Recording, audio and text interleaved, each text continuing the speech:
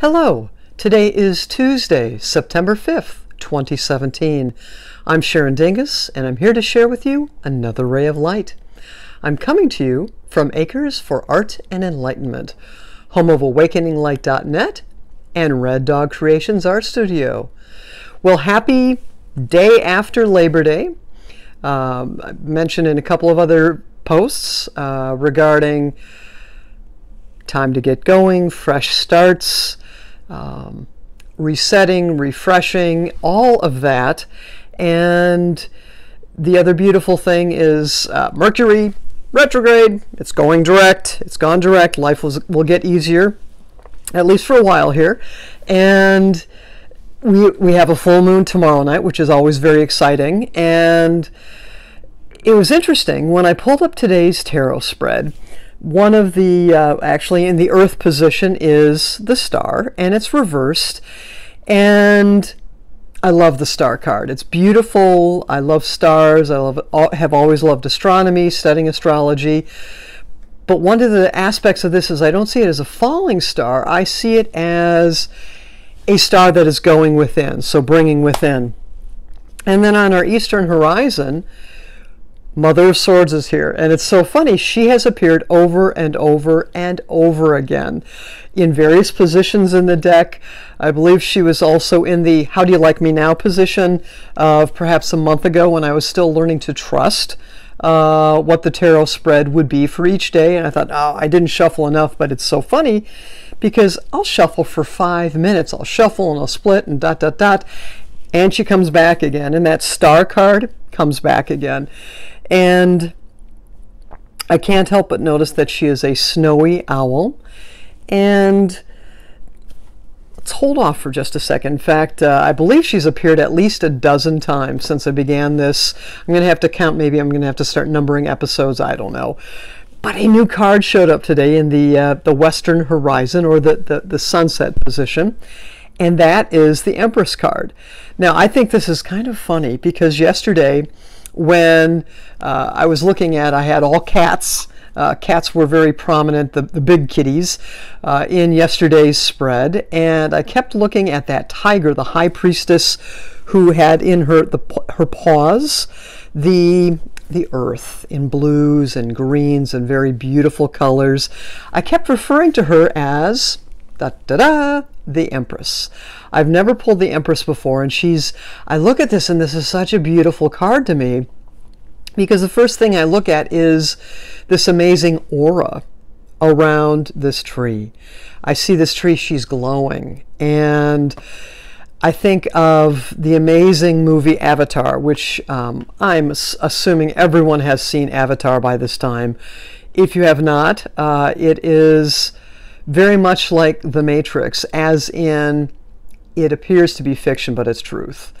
And Avatar, the glorious, stunning beauty of the world Pandora, and everything is glowing with life. And if our eyes, and I need to learn how to do this, or perhaps remember how to do this, to actually see the glowing edges around everything, to see the aura around everything.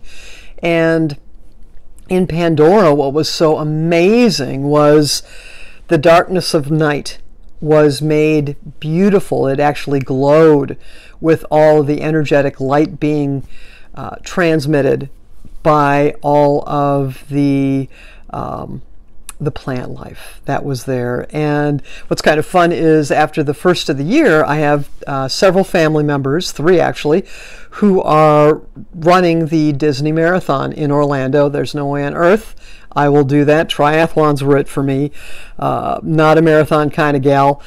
But I'm going to be going there to support them and cheer them on. And it's super exciting. And one of the only thing I requested that we do is we need to go to Pandora World, I think it's called.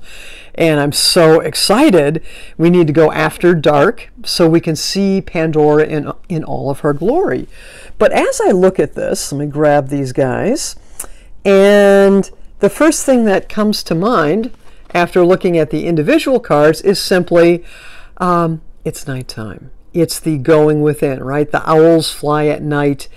stars are visible at night, and this beautiful glowing aura around the Empress is visible at night. The other two cards in the deck, or the spread, which was interesting, is in our high noon position, in our peak position, is the Cups. The Ace of Cups, which I just love, because again, it's filling our cup, right? We have the light coming down from above, meeting the earth, and that flow between the two. And then we have the Hermit. And the Hermit is all about going within. I believe the last time might have actually been the first time. The only other time that I've had the Hermit card was when I had not been doing enough introverting. I believe that post was be the tortoise, and if you can't be the tortoise anyway. Well, as I look at this spread, what came to me or was shared with me by my team is this is about the benefits of going within. And everything we seek in life is truly within ourselves. I suspect all religions, but at least the major religions always talk about, the glory of God or the kingdom of God within. And I'm not a good Bible quoter, but one religion that has appealed to me for decades is that of Buddhism. And I know there are different types of Buddhism, but I'm going to say Buddhism in general. And what I knew I needed to refresh my memory, but it's all about life is suffering, ... And everything is based on that. And it's the Four Noble Truths of Buddhism. And then there is the Eightfold Path that provides a way to escape or to transcend or rise above or perhaps go within to have that calmness so life is not suffering. And as I've been going through this journey, certainly since the loss of a dear friend on April 7th of 2017, so much has really struck me of how we thrive, and I'm going to say thrive, or how we wallow in life truly is about how we walk the Eightfold Path and how we live those Four Noble Truths.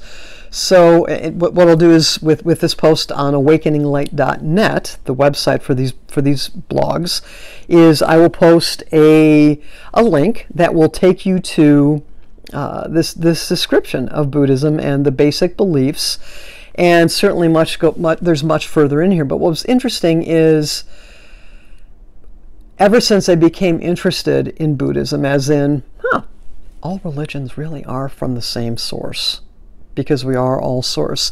They're just interpreted in different ways, but they all say the same thing when it comes down to it.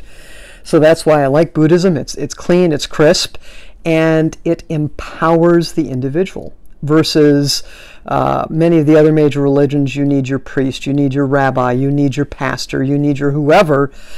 That's not what Buddhism is about. It is you yourself need to do that work. You don't need an intermediary. You just do it. Now, even though, anyhow, I won't go there.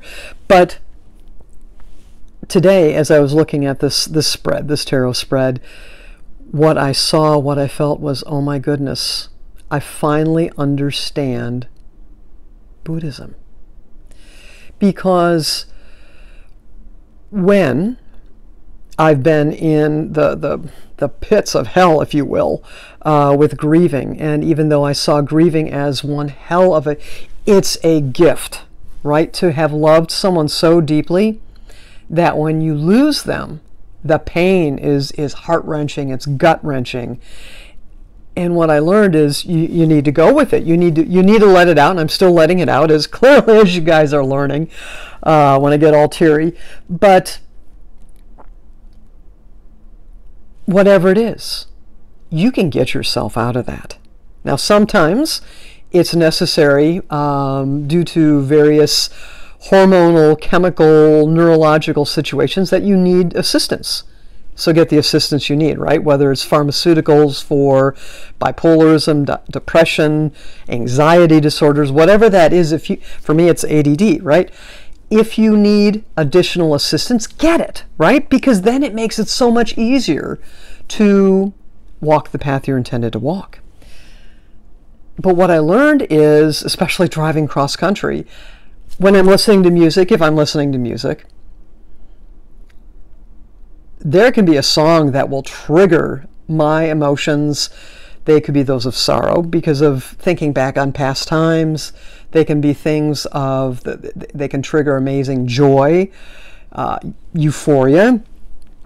But what I learned is there were times as I was going along and I'd get one of these tearjerker songs going, and they might not even be a tearjerker song, it's just the memory they brought up. The visceral effect was it evoked tears.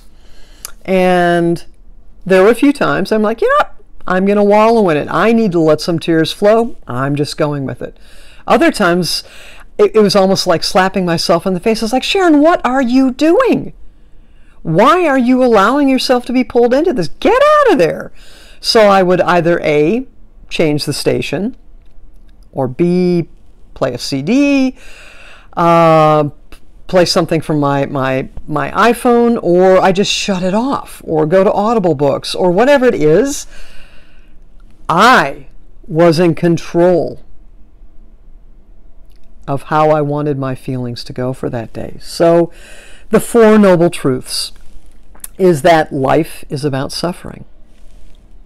1. The origin of suffering is attachment. 2. 3. It is possible to cease suffering. 4.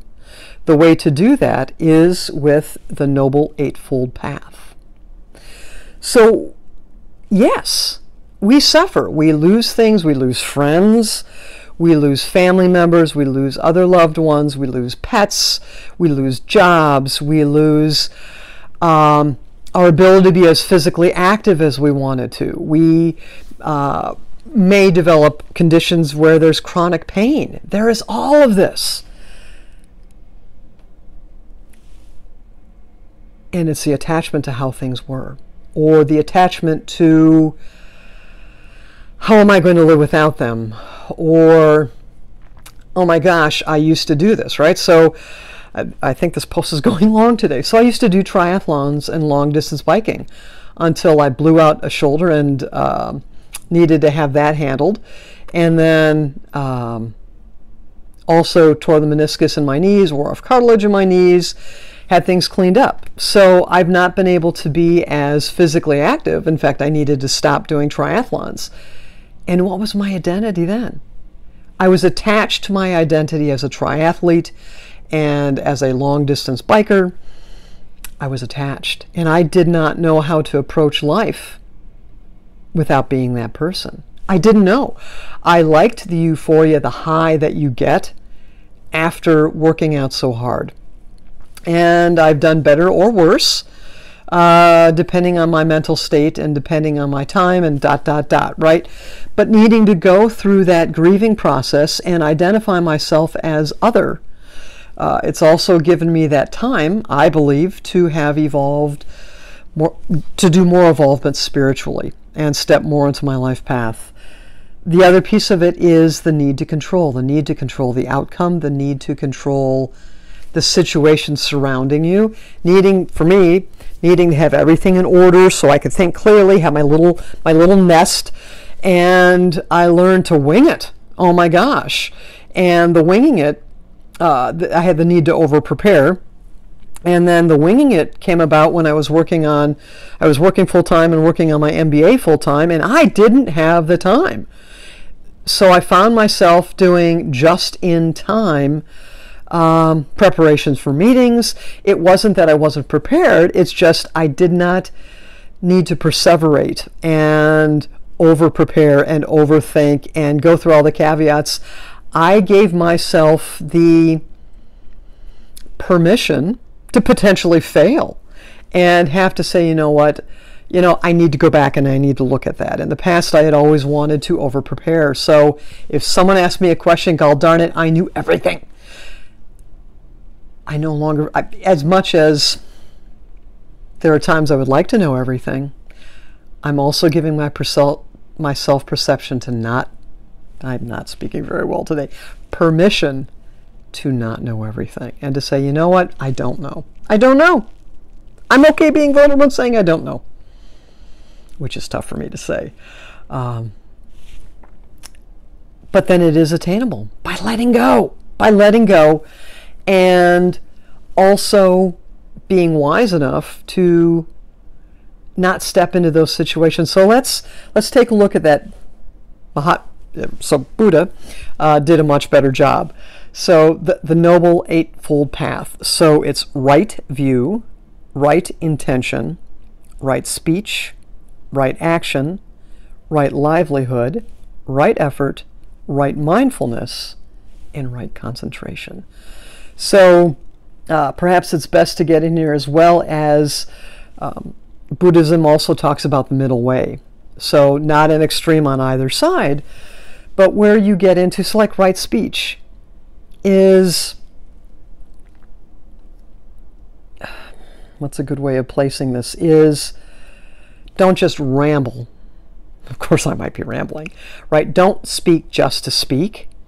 Speak with the right intention. Speak with love. Love, love, love for yourself, for the other. No gossiping. Just because something is the truth does not mean that it needs to be shared. The discretion is the greater part of valor, some have said. And right livelihood. Are you doing work that fills you with love and allows you to share love and shower others with love, right? Shower the people you love with love, even if those people are or they could be the people in a completely different country, but they're still part of you to be loved, because if you love you, you love them, and vice versa. Right mindfulness, right concentration, all of these things. It's been so interesting as I thought about this today, is, oh my gosh, I stumbled on this. I'm still learning, I'm still tripping, I'm still falling, I'm still stretching my wings. But the awareness came today that this is Buddhism. This is Christianity. This is Judaism. It is Muslimism. It is anything, right? We're all the same. We're all part of that same source energy, that universal love, whether we know it or not. And the seeking that we need to do, the healing that we need to do is not outside, it's inside. So I go back to these beautiful, beautiful cards. The star going within, our hermit, this glorious empress. And I'm not going to pull up the other two cards at the moment, but to be able to glow, to be able to shine, to be able to share your aura, to spread out that vibration, that vibrational energy of love and compassion, to understand where darkness may lie and where darkness may suck you in if you're not mindful. The seventh on the Eightfold Path is the right mindfulness. If you're not paying attention, the right action. Is it the right thing to do to go to that horror movie with the gruesomeness that's associated with it? Are you better off saying, hey, I don't need that. I don't need to attract that in my life. Each of us is different. For me, the answer is no. For you, it might be yes. And that's where, by going within and knowing you know what's right for you. So as you go about your day today, I encourage you to take a look within, or perhaps take a deeper look within, and see what is right for you. Know that your truth, your ultimate truth, lies within you. Everything you have, everything you need is within. And that's for all of us. because we're all connected. Every time one of us goes in within and knows the answers within, it helps others do the same. Thank you for taking the time to watch. I wish you blessings, love, and light as you go about your day today.